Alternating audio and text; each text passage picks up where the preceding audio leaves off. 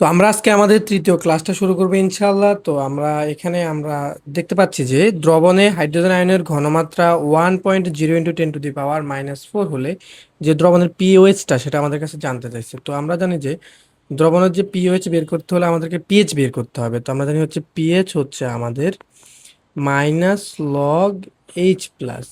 তো আমাদেরকে হাইড্রোজেন আয়নের ঘনমাত্রা দিয়ে দিছে, তো আমরা পাচ্ছি -log 1.0 × 10⁻⁻⁴। তো আমরা জানি হচ্ছে 10⁻⁻⁴, যেহেতু এখানে পিএইচটা হয়ে যাবে আমাদের কত, 4। এখন পিএইচ প্লাস পিওএইচ এটা যোগ করলে হয় 14। সো আমাদের এখান থেকে পিওএইচ বের করা খুবই সহজ। 14 - 4 10। তো আমাদের অ্যান্সার হবে 10। পরবর্তী কোশ্চেনটা দিচ্ছে আমাদেরকে 25 ডিগ্রি সেলসিয়াস তাপমাত্রায় 0.01 মোলার ঘনমাত্রার জলীয় দ্রবণে অ্যাসিটিক অ্যাসিড 4.2% বিয়োজিত হলে দ্রবণে হাইড্রোজেন আয়নের ঘনমাত্রা কত হবে। তো এখানে আমাদেরকে যে জিনিসগুলো দিয়ে হচ্ছে, আমাদের হচ্ছে কনসেন্ট্রেশনটা দিয়ে দিচ্ছে হচ্ছে আমাদের 0.01 মোলার, আর আমাদেরকে আলফাও দিয়ে দিচ্ছে, আলফা দিয়ে দিচ্ছে আমাদেরকে 4.2%। এটাকে আমরা পাবো হচ্ছে 100 দ্বারা ভাগ করলে 4.2/100 আমরা পাচ্ছি হচ্ছে আমাদের 0.042।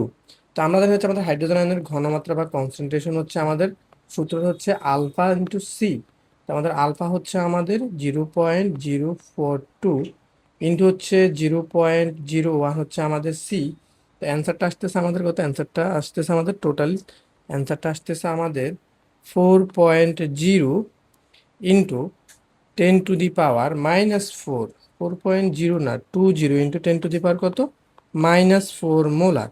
তাহলে আমরা পাচ্ছি 4.20 ইন্টু 10⁻⁻⁴ মোলার। তো আমাদের এখানে যে অ্যান্সারটা দেওয়া আছে সেটা হচ্ছে আমাদের এখানে যে কোনো একটাতে এটা আমাদের 4.2 হবে। তো অ্যান্সারটা হচ্ছে আমাদের এ।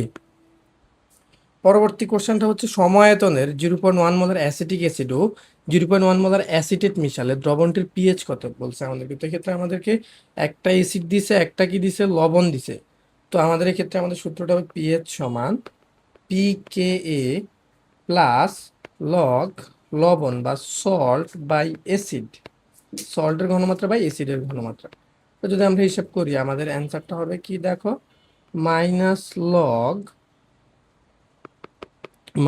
লগ যে আমাদের কে দিয়ে দিছে, তো পি কে হচ্ছে -log K প্লাস লবণের ঘনমাত্রা হচ্ছে 0.1, অ্যাসিডের ঘনমাত্রা 0.1।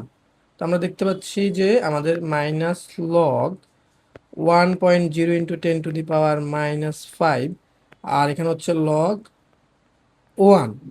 তো আমরা জানি log 1 এর মান হচ্ছে 0, তাহলে এখানে আমরা পাবো হচ্ছে মাইনাস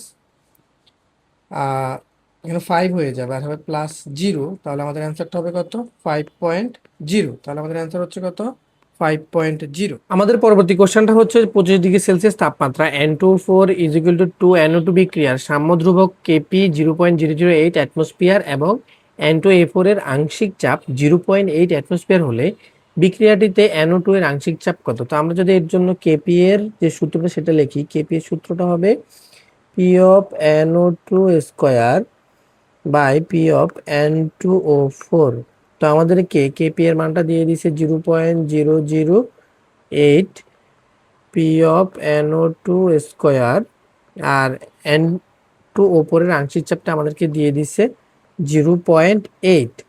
বা আমরা এখান থেকে পাবো P of NO2 equal √/, 0.008 into 0.8।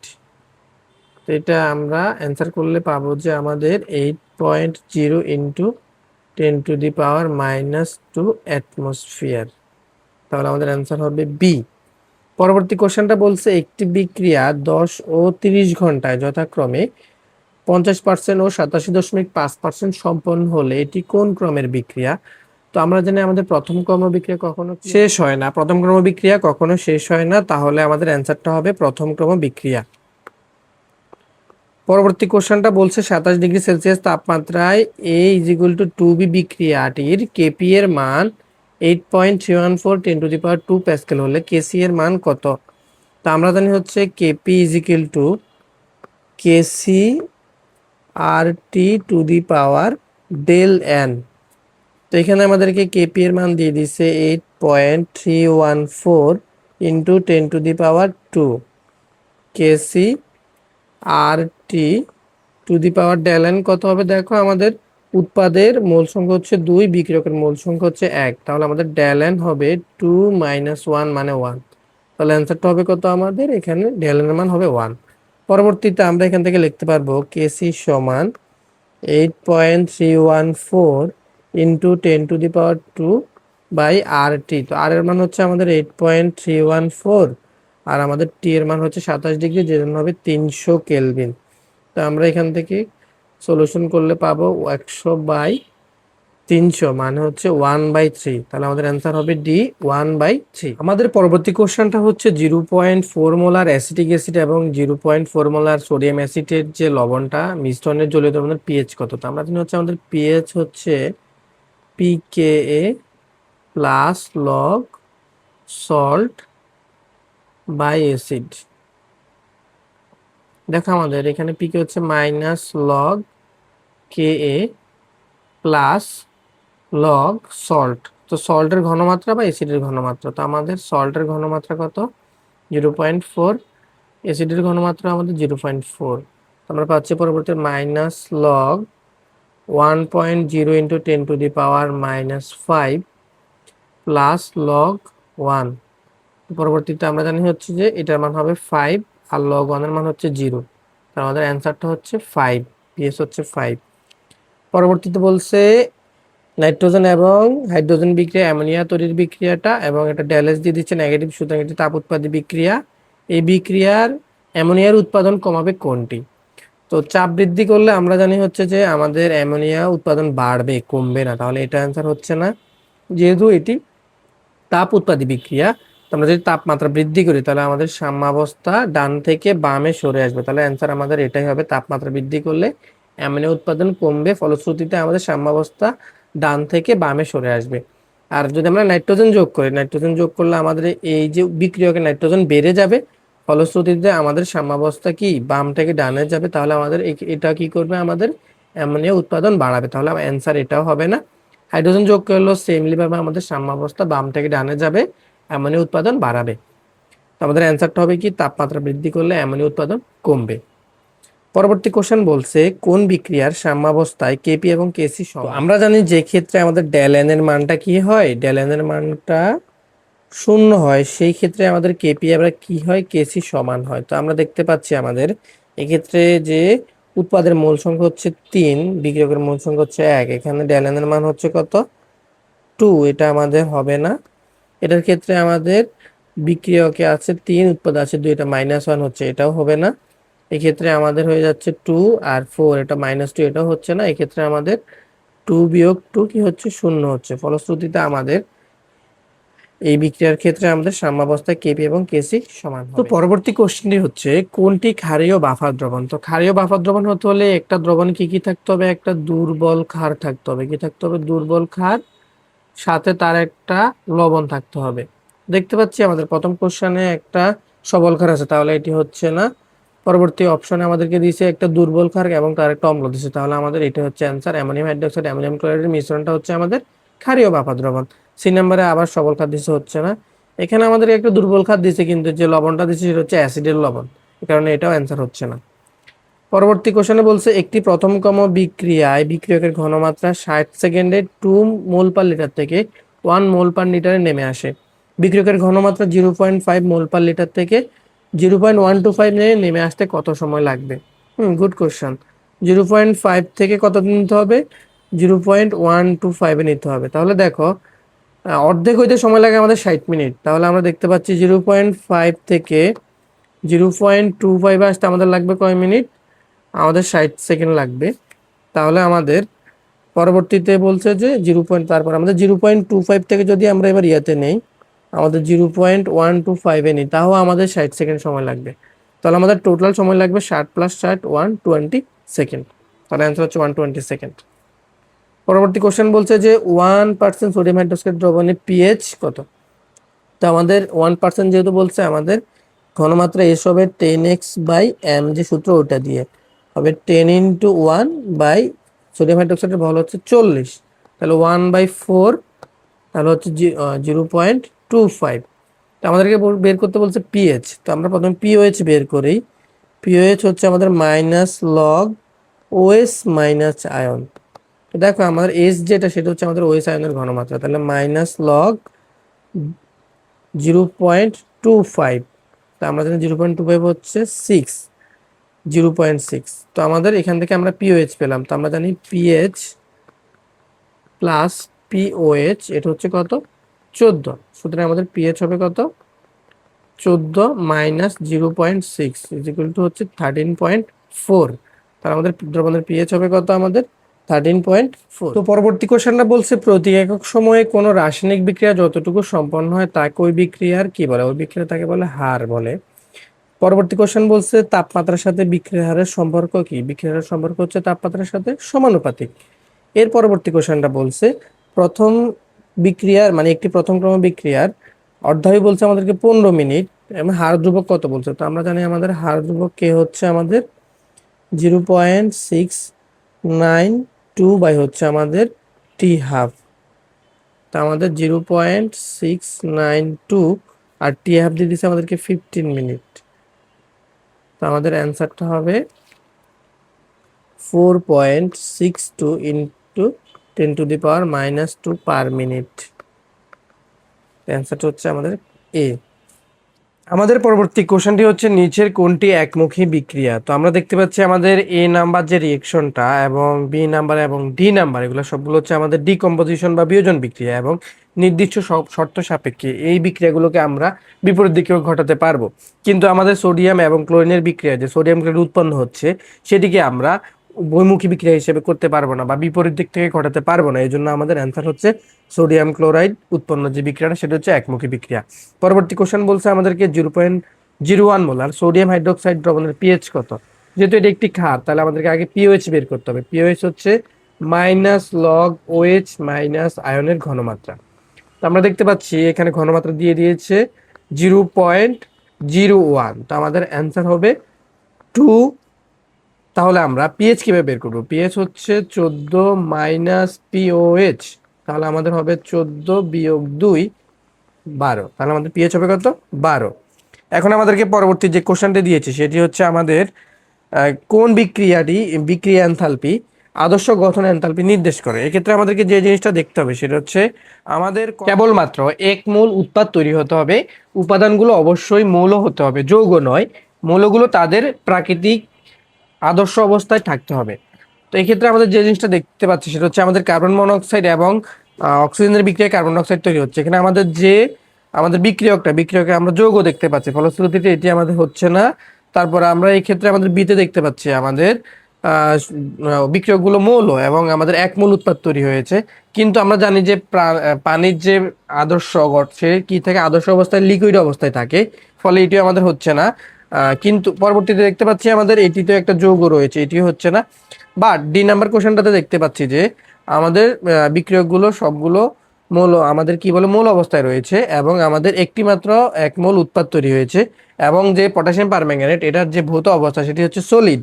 এজন্য আমাদের অ্যান্সারটা হবে কি পটাশিয়াম পারম্যাঙ্গানেট যে তৈরির যে রিঅ্যাকশনটা। পরবর্তী কোশ্চেনটা হচ্ছে কোন লবণ গাঢ় সালফারিক অ্যাসিডের সাথে বিক্রিয়া করে সালফার তৈরি করে। তো এখানে সবগুলো আমাদের sodium fluoride, sodium chloride, sodium bromide, sodium iodide দিয়েছে। তো আমরা জানি হ্যালোজেন সমূহের সক্রিয়তার ক্রম হচ্ছে আমাদের আয়োডাইড, তারপর হচ্ছে ব্রোমাইড, তারপর হচ্ছে আমাদের ক্লোরাইড, তারপর হচ্ছে আমাদের ফ্লোরাইড। তো এই কারণে আমাদের সবচেয়ে বেশি সক্রিয় হবে আয়োডাইড, তাহলে আমাদের সোডিয়াম আয়োডাইড সালফারিক অ্যাসিডের সাথে বিক্রিয়া করে সালফার তৈরি করবে। পরবর্তী কোশ্চেনটা বলছে প্রথম ক্রমের বিক্রিয়ার হার ধ্রুবকের মান কোনটির উপর নির্ভরশীল। তো আমরা জানি হচ্ছে প্রথম ক্রমের বিক্রিয়ার হার ধ্রুবকের মান হচ্ছে তাপমাত্রার উপর নির্ভরশীল, অর্ধায়ুর উপর নির্ভর করবে না, প্রভাবকের উপর নির্ভর করবে না, তাপমাত্রা বিক্রিয়ার ঘনমাত্রার উপর নির্ভর করবে না। তাহলে আমাদের নির্ভর করবে কোনটির উপর, তাপমাত্রার উপর। পরবর্তী কোশ্চেনটা বলছে নিম্নের কোনটি বাফার দ্রবণ। তো আমরা জানি যে বাফার দ্রবণ হতে হলে আমাদেরকে হয় একটা দুর্বল অ্যাসিড হতে হবে, তার সাথে একটা সল্ট থাকতে হবে, বা দুর্বল ক্ষারক হতে হবে, তার সাথে একটা সল্ট থাকতে হবে। প্রথম অপশনটাতে দেখতে পাচ্ছি আমাদের এখানে একটা অ্যাসিটিক অ্যাসিড দেওয়া আছে আর হচ্ছে আমাদের সোডিয়াম হাইড্রোক্সাইড দেওয়া আছে। যেহেতু একটা অ্যাসিড একটা ক্ষার তাহলে এটি বাফার দ্রবণ নয়। বি নাম্বার অপশন দিয়ে আমাদের হচ্ছে অ্যাসিটিক অ্যাসিড এবং সোডিয়াম অ্যাসিড, তাহলে এটি একটি কি একটি হচ্ছে একটা অ্যাসিড, এটা হচ্ছে ওই অ্যাসিডটার কি আমাদের সল্ট, ফলশ্রুতিতে এটি একটি বাফার দ্রবণ। পরবর্তী কোশ্চেনটা একটা অ্যাসিড দিছে, একটা সল্ট দিছে, যেটা একটা দুর্বল সবল অ্যাসিড, ফলশ্রুতিতে এটা হচ্ছে না বাফার দ্রবণ। পরবর্তীতে একটা সবল ক্ষার এবং আরেকটা সবল ক্ষার, এটা হচ্ছে না। তাহলে আমাদের অ্যান্সার হচ্ছে কি বি, অ্যাসিটিক অ্যাসিড এবং সোডিয়াম অ্যাসিটেটের যে মিশ্রণটা সেটা হচ্ছে আমাদের বাফার দ্রবণ। পরবর্তী কোশ্চেনটা বলছে কোনটি দ্রবণে বেশি পরিমাণে বিয়োজিত হবে। তো এখানে আমাদেরকে নাইট্রিক অ্যাসিড দেওয়া আছে, আমাদের HCl উপর দেওয়া আছে, সালফারিক অ্যাসিড দেওয়া আছে, HBr উপর দেওয়া আছে। তো আমরা দেখতে পাচ্ছি যে আমাদের সবচেয়ে বেশি তীব্র অ্যাসিড হচ্ছে HClO4। তো এটি সবচেয়ে বেশি পরিমাণে বিয়োজিত হবে, আমাদের অ্যান্সারটা হবে HClO4। পরবর্তী কোশ্চেনটা বলছে অ্যাসিডের তীব্রতা নির্ভর করে কিসের উপর। আমরা জানি অ্যাসিডের তীব্রতা নির্ভর করে অ্যাসিডের বিয়োজন ধ্রুবক Ka এর উপর। পরবর্তী কোশ্চেনটা বলছে যদি কোনো ডুবুরি অক্সিজেন সিলিন্ডার ছাড়া পানিতে ডুব দেয় তার রক্তের কি ধরনের পরিবর্তন আসবে। তো সে যখন পানিতে ডুব দিবে তখন তার কি হবে, তার রক্তের মধ্যে কার্বন ডাইঅক্সাইডের পরিমাণ বেড়ে যাবে, এবং কার্বন ডাইঅক্সাইড আমরা জানি যে কি করে, কার্বনিক অ্যাসিড তৈরি করে, H2CO3 কার্বনিক অ্যাসিড তৈরি করে, ফলে পিএইচটা কমে যাবে। তাহলে কার্বন ডাইঅক্সাইড লেভেল বাড়বে, পিএইচ কমবে। তো আমাদের পরবর্তী কোশ্চেনটা হচ্ছে বাইকার্বনেট আয়ন এবং কার্বনিক অ্যাসিডের যে মিশ্রণ, এটি কি ধরনের মিশ্রণ, এটি ক্ষারকীয়, অ্যাসিডীয়, নাকি নিরপেক্ষ, নাকি মৃদু ক্ষারকী। তো আমরা দেখতে পাচ্ছি যে আমাদের যে এই মিশ্রণে যদি আমরা OH আয়ন বা আমাদের H আয়ন বা সামান্য পরিমাণ অ্যাসিড বা সামান্য পরিমাণ ক্ষার যোগ করলেও এই দ্রবণটির কি হয় না, পিএইচ এর মানে কোনো পরিবর্তন হয় না। তাহলে আমরা জানি যে এটি হবে একটি নিরপেক্ষ দ্রবণ, বা বাফার দ্রবণ হচ্ছে নিরপেক্ষ।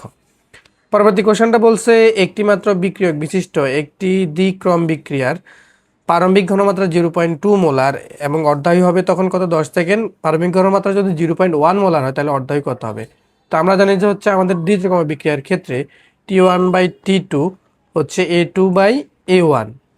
তো আমরা দেখতে পাচ্ছি আমাদের প্রথমে T1 দিয়েছে 10 সেকেন্ড, আর T2টা আমাদেরকে বের করতে বলছে। A2 হচ্ছে আমাদের 0.1 এবং আমাদের A1 হচ্ছে 0.2।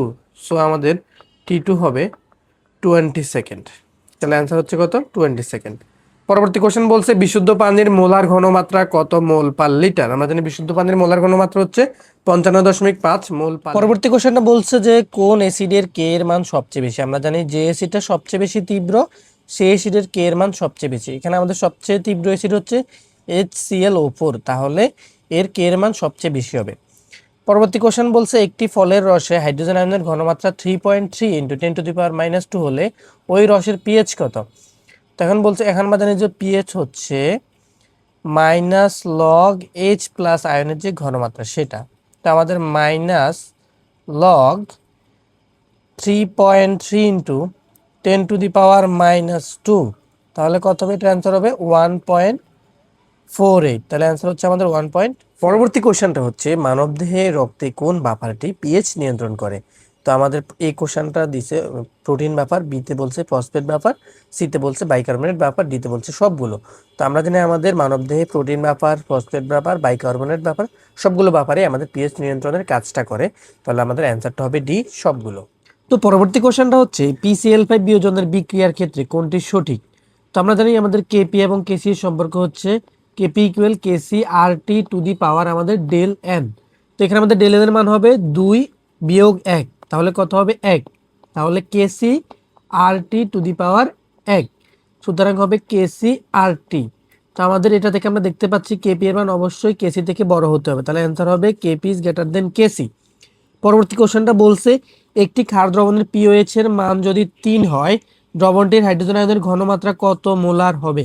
তো এই ক্ষেত্রে আমাদের দেখতে পাচ্ছি পিএইচ যদি হয় 3, তাহলে পিওএইচ যদি 3 হয় তাহলে পিএইচ হবে 11। তাহলে আমাদের হাইড্রোজেন আয়নের ঘনমাত্রা হচ্ছে 10 টু দি পাওয়ার পিএইচ, তাহলে 10 টু দি পাওয়ার -11। অ্যান্সার হচ্ছে 10 two the power -11 mole per litre. পরবর্তী কোশ্চেন বলছে গাঢ় সালফারিক অ্যাসিডের ঘনমাত্রা কত। আমরা জানি গাঢ় সালফারিক অ্যাসিডের সেটার ঘনমাত্রা হচ্ছে 18.2 মোলার। তো পরবর্তী কোশ্চেনটা হচ্ছে প্রাকৃতিক খাদ্য সংরক্ষক হিসেবে ব্যবহৃত হয় কোনটি। আমরা জানি আমাদের সোডিয়াম ক্লোরাইড হচ্ছে প্রাকৃতিক খাদ্য সংরক্ষক। পরবর্তী কোশ্চেন বলছে খাদ্য সংরক্ষণে ব্যবহৃত অ্যান্টিঅক্সিডেন্ট কোনটি। আমরা জানি হচ্ছে খাদ্য সংরক্ষণে ব্যবহৃত অ্যান্টিঅক্সিডেন্টের মধ্যে পড়াই হচ্ছে বিউটাইলাইটেড হাইড্রোক্সি টোলুইন। বিউটাইলাইটেড হাইড্রোক্সি টোলুইনটা হচ্ছে আমাদের অ্যান্টিঅক্সিডেন্ট। পরবর্তী কোশ্চেন বলছে সংরক্ষিত দুধের পিএইচ নিয়ন্ত্রণের জন্য ব্যবহার করা হয় কোনটি। সংরক্ষিত দুধের যে পিএইচ যে আমাদের যাতে মানটা ঠিক থাকে এটার জন্য আমরা ব্যবহার করি সোডিয়াম বাইকার্বনেট। পরবর্তী কোশ্চেনটা হচ্ছে পেপটাইজেশন পদ্ধতিতে তৈরি করা হয় কোনটি। আমরা জানি পেপটাইজেশন পদ্ধতিতে তৈরি করা হচ্ছে কলয়েডাল বা কলয়েড তৈরি করা হয়। পরবর্তী কোশ্চেন বলছে প্রিজারভেটিভস রূপে ব্যবহৃত সাইট্রিক অ্যাসিডের পিএইচ মানটা কত। ওই সময় পিএইচ মানটা হবে 3.14। পরবর্তী কোশ্চেন বলছে সুক্রোজ হাইড্রোলাইসিসের মাধ্যমে মল্ট ভিনেগার তৈরির সময় ব্যবহৃত এনজাইম হচ্ছে ইনভার্টেজ। তো পরবর্তী কোশ্চেনটা হচ্ছে সানস্ক্রিন লোশন তৈরিতে ব্যবহৃত ন্যানো পার্টিকেল কোনটি? আমরা জানি সানস্ক্রিনে ব্যবহৃত হয় জিঙ্ক অক্সাইড ন্যানো পার্টিকেল। পরবর্তী কোশ্চেন বলছে খাদ্যদ্রব্য পচনে অন্যতম সহায়ক কোনটি? খাদ্যদ্রব্য পচনে অন্যতম সহায়ক হচ্ছে অক্সিজেন। অক্সিজেনের উপস্থিতিতে খাদ্যদ্রব্য পচে যায়। পরবর্তী কোশ্চেনটা বলছে মানবদেহে গুরুত্বপূর্ণ মাইক্রো মিনারেল কোনটি? এবং মানবদের জন্য সবচেয়ে গুরুত্বপূর্ণ মাইক্রো মিনারেল হচ্ছে সোডিয়াম। তো পরবর্তী কোশ্চেনটা হচ্ছে যে প্রিজারভেটিভস কোনটি? তো এখানে আমাদেরকে যেগুলো দিচ্ছে এগুলোর মধ্যে প্রিজারভেটিভ হচ্ছে আমাদের সোডিয়াম বেনজয়েট হচ্ছে প্রিজারভেটিভস, বাকিগুলো আমাদের প্রিজারভেটিভস না। পরবর্তী কোশ্চেনটা বলছে যে ম্যাগনেসিয়াম হাইড্রোক্সাইড এবং পানির মিশ্রণকে কি বলে? আমরা জানি এই দুইটার মিশ্রণকে বলা হচ্ছে কলয়েড, বাকিগুলো না। পরবর্তী কোশ্চেনটা বলছে দুধের জন্য নিচের কোন উক্তিটি সঠিক? দুধ হচ্ছে আমাদের পানির মধ্যে ফ্যাট, তাহলে এটা অ্যান্সার হচ্ছে বি, বাকিগুলো না। পরবর্তী কোশ্চেনটা বলছে যে মেহেদির রঙের কারণ কোন রাসায়নিক দ্রব্য? আমরা জানি মেহেদির রঙের কারণ হচ্ছে রাসায়নিক দ্রব্যটা হচ্ছে লাসন। নিরাপদ খাদ্য সংরক্ষক হিসেবে কোনটি পরিচিত? আমাদের জানি নিরাপদ খাদ্য সংরক্ষক যেটা সেটা হচ্ছে আমাদের সোডিয়াম বেনজোয়েট। নিচের কোনটি গ্লাস ক্লিনার প্রস্তুতিতে ব্যবহার করা হয়? গ্লাস ক্লিনার প্রস্তুতিতে ব্যবহার করা হয় লিকার অ্যামোনিয়া। পরবর্তী কোশ্চেন হচ্ছে কলয়েড আকৃতির কণার যে ব্যাস, মানে কলয়েড কণার আকৃতি ব্যাস কতটুকু? তো ব্যাস হচ্ছে 2.0 থেকে 500 ন্যানোমিটার। তো এরই মাধ্যমে আমাদের প্রথম পত্রের প্রশ্ন সমাধানটা শেষ হলো। প্রশ্ন ব্যাংক সমাধান থেকে তোমরা আশা করি অনেক কিছু কমন পাবা, বা এই স্টাইলের কোশ্চেনগুলো তোমরা কমন পাবা।